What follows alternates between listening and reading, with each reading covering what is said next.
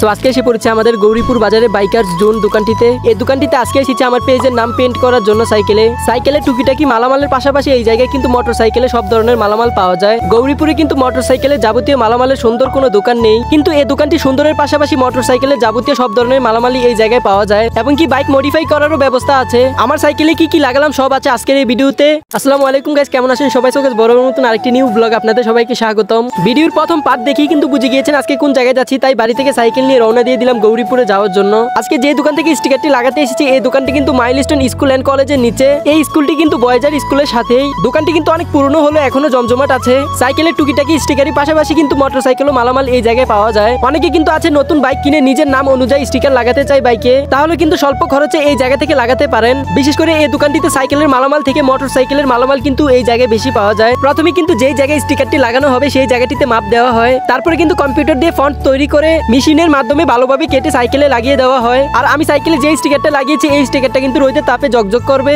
আপনারা চাইলে কিন্তু এমন সুন্দর সুন্দর স্টিকার লাগাতে পারেন এই নাম্বারে যোগাযোগ করে, এবং কি ওনার দোকানের নামে কিন্তু একটি পেজ আছে, এই পেজে ভিজিট করে আসতে পারেন। পেজটি কিন্তু আমার এই ভিডিওতে মেনশন করে দিয়েছি, ঘুরে আসতে পারেন। আজকের ভিডিও এখানে সমাপ্ত করছি। ভিডিওটি ভালো লাগলে লাইক কমেন্ট করে যাবেন। আসসালামু আলাইকুম।